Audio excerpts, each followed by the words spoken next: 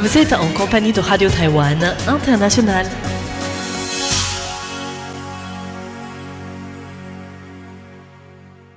Bonjour à toutes et à tous et bienvenue sur Radio Taïwan International. Je vous présente le programme de ce mercredi 8 juillet 2026. Tout d'abord, l'actualité taïwanaise sera présentée par Meg Wang. Florian Dai vous rejoindra ensuite pour un décryptage spécial et un peu plus long que d'habitude en compagnie d'un hydrographe travaillant sur les bateaux qui réparent les câbles sous-marins. Et enfin, pour celles et ceux qui nous écoutent sur Internet, dans l'émission L'heure des musées, Miao Yonghua partagera le 4e et dernier épisode sur les Gongju, les princesses de la cour de la dynastie Qing. Je vous souhaite une très bonne écoute et vous laisse tout de suite en compagnie de Meg Wang pour les grands titres de l'actualité taïwanaise. Ouverture d'un forum international sur le thème de la résilience des océans. Le super typhon Bavi, dont le rayon dépasse les 380 km, devrait recouvrir la moitié de Taïwan. Taïwan identifie le missile balistique intercontinental chinois lancé lundi comme un JL-2. Et Taïwan enregistre une avancée majeure dans les matériaux 2D pour les semi-conducteurs. Bonjour à tous, vous êtes bien à l'écoute de RTI, c'est Meg Wang à l'antenne pour vous présenter notre journal de ce mercredi 8 juillet.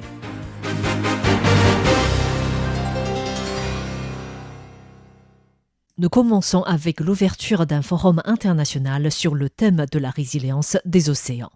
Des spécialistes de 16 pays, dont la France, l'Angleterre, les États-Unis et le Japon, sont réunis à Taipei entre les 8 et 9 juillet dans le cadre du Forum international sur les océans 2026, organisé sur les thèmes de la résilience et de la vision d'avenir des océans, à travers les thématiques de la sécurité dans la région Indo-Pacifique, de l'application de la loi en mer, de la durabilité des océans et des technologies d'avenir.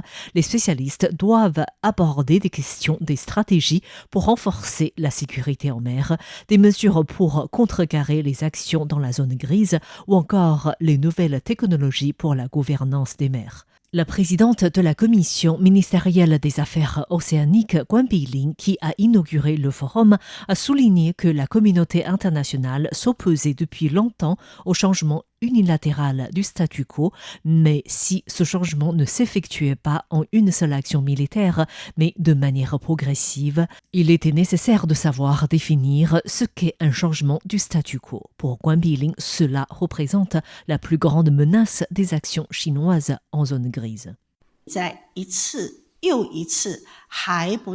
Au fil des évaluations répétées qui ne laissent pas entrevoir de crise, nous nous habituons progressivement aux situations qui ne devraient pas être considérées comme normales. Au final, nous risquons de nous rendre compte soudainement que le statu quo n'existe pas sans qu'aucune guerre n'ait jamais éclaté. C'est la réalité la plus concrète dans laquelle s'inscrit notre discussion sur la résilience des océans.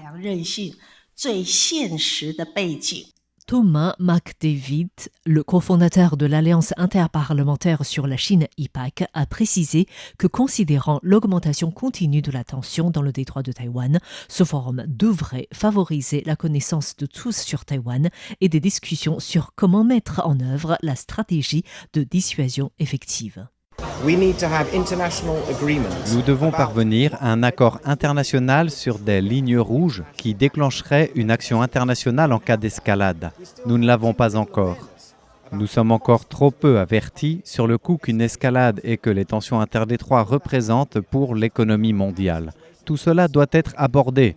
Nous ne pouvons pas revivre la situation en restant somnambules vers une nouvelle Ukraine, car les conséquences seraient beaucoup plus graves.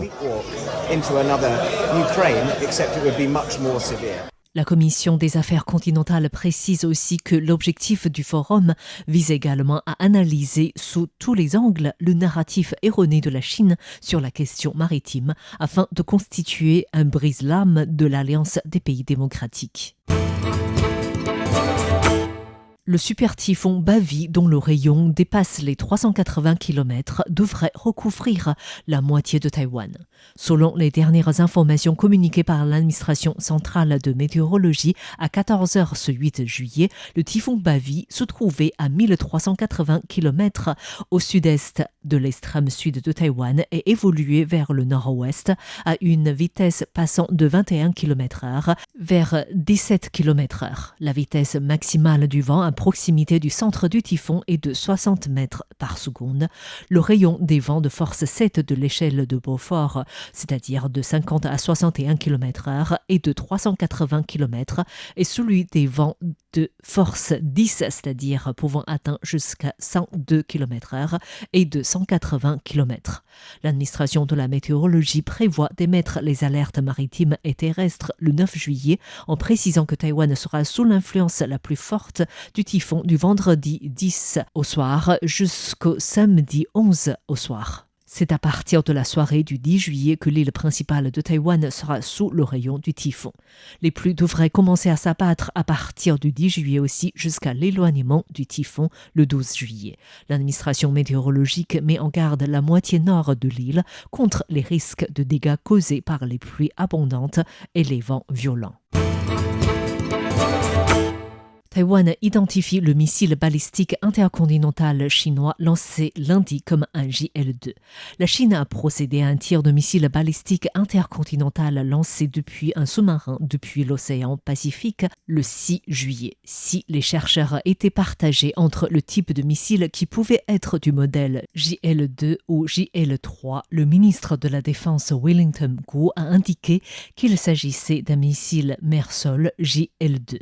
Le tir a eu lieu le jour du début de l'exercice conjoint sino-russe Joint Sea 2026. Interrogé, Wellington Gu a déclaré. Tout d'abord, concernant ce missile JL-2 ou JL-3 tiré depuis un sous-marin, nous estimons qu'il s'agit du JL-2. Nous avons une maîtrise d'ensemble de tout ce processus grâce à nos systèmes conjoints de renseignement, surveillance et reconnaissance, ainsi qu'à nos diverses sources de renseignement. Le ministre a souligné que si le missile n'est pas entré dans la zone d'identification de défense aérienne de Taïwan, ce type d'action confirme une fois de plus que la Chine est le fauteur de troubles pour la paix régionale. Exercice de tir de précision 2026, premier tir réel public de missile Stinger Portable. L'armée de terre taïwanaise a mené le 7 juillet son exercice annuel de tir de missiles de précision sur la base de Jiupeng dans le comté de Pingtung dans l'extrême sud de Taïwan sous le commandement du 8e corps d'armée. L'exercice a mobilisé des hélicoptères de combat AH-64E et AH-1W tirant des missiles Hellfire et des Stinger RR et a également inclus des tirs de système Avenger de missiles Stinger portable et de missiles sol-air Skysword 2. Le ministre de la Défense, Wellington Gu, s'est rendu sur place le 7 juillet pour superviser l'exercice. Il a exhorté l'ensemble des troupes à maintenir les principes de rigueur, d'exigence et de réalisme, à intensifier la fréquence des tirs réels et à mettre en place des entraînements toujours plus proches de scénarios de combat réels. Le président Lai Ching-te reçoit des délégations parlementaires de 3 pays. Ces jours-ci, des délégations parlementaires des États-Unis, des Pays-Bas et du Guatemala effectuent des visites à Taïwan.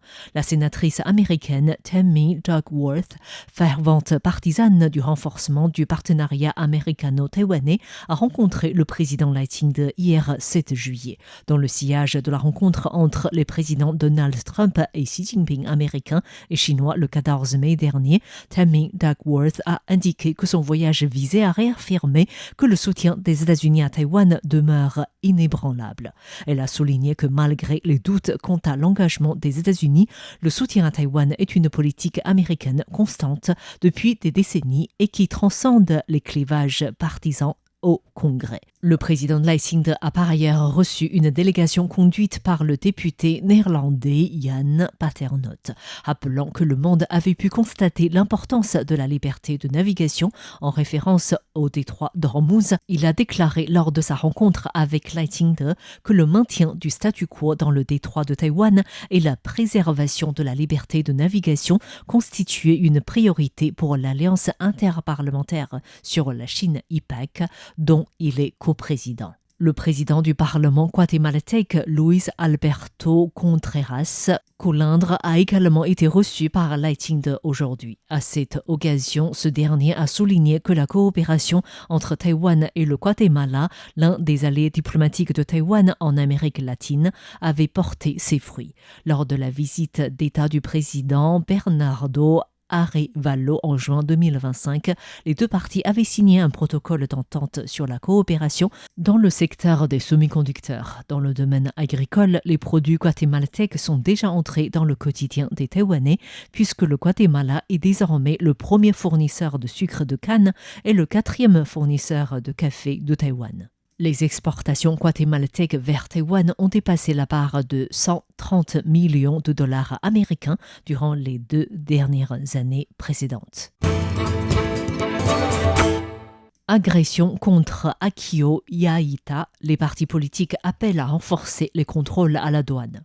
Le japonais Akio Yaita, PDG du think tank stratégique Indo-Pacifique, a été agressé le 6 juin à l'issue d'une conférence à Taichung. Son agresseur d'origine chinoise et doté d'un passeport japonais est arrivé à Taïwan le 2 juillet.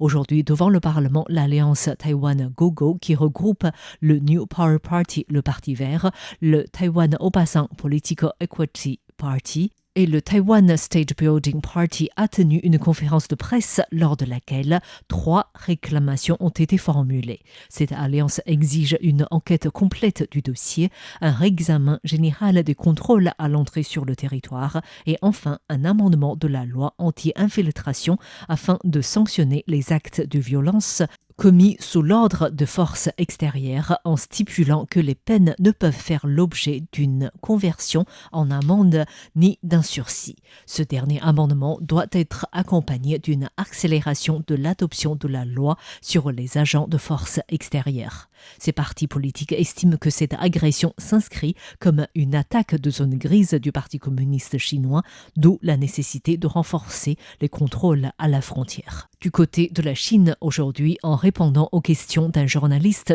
lors d'une conférence de presse, Chen Binghua, le porte-parole du bureau chinois des affaires taïwanaises, a déclaré que cet homme de Hong Kong avait agi par indignation et qu'il s'agissait d'un incident de sécurité publique purement fortuit.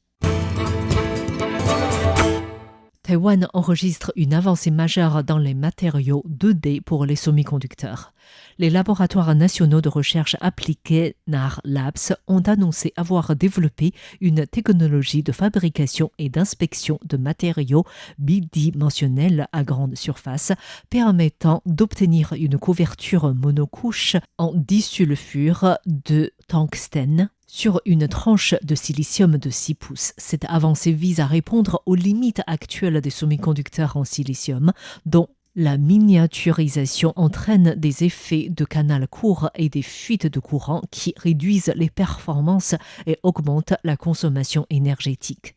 Les matériaux bidimensionnels tels que le WS2 et le MOS2 permettent de mieux contrôler le déplacement des électrons et sont considérés comme une piste essentielle pour prolonger la loi de Moore.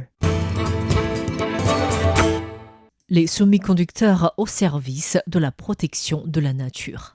L'administration des parcs naturels nationaux du ministère de l'Intérieur a acté un protocole d'entente avec l'Association internationale des équipements et matériaux pour semi-conducteurs le 7 juillet. Les deux parties deviennent des partenaires pour la résilience climatique et la préservation de la biodiversité. La ministre de l'Intérieur Liu Shifang a déclaré que ce partenariat sera bénéfique à la fois pour les parcs nationaux et pour l'industrie des semi-conducteurs. De son côté, Wang Chengji, le directeur de l'administration des parcs naturels nationaux, il a déclaré que depuis 2 ans, son administration avait signé 106 protocoles d'entente en matière d'ESG, environnement, social et gouvernance avec 55 entreprises. Après avoir acté aujourd'hui ce nouveau partenariat avec la SEMI, qui compte plus de 4000 entreprises membres à travers le monde, il se réjouit à l'idée de trouver, grâce à l'association SEMI, davantage de partenaires pour promouvoir conjointement la biodiversité des parcs nationaux et les résultats des efforts de conservation afin de faire connaître Taïwan à l'international. Merci à tous d'avoir suivi notre journal de ce mercredi 8 juillet. C'était Meg Wang pour Radio Taïwan International et une excellente écoute à tous en compagnie de RTI.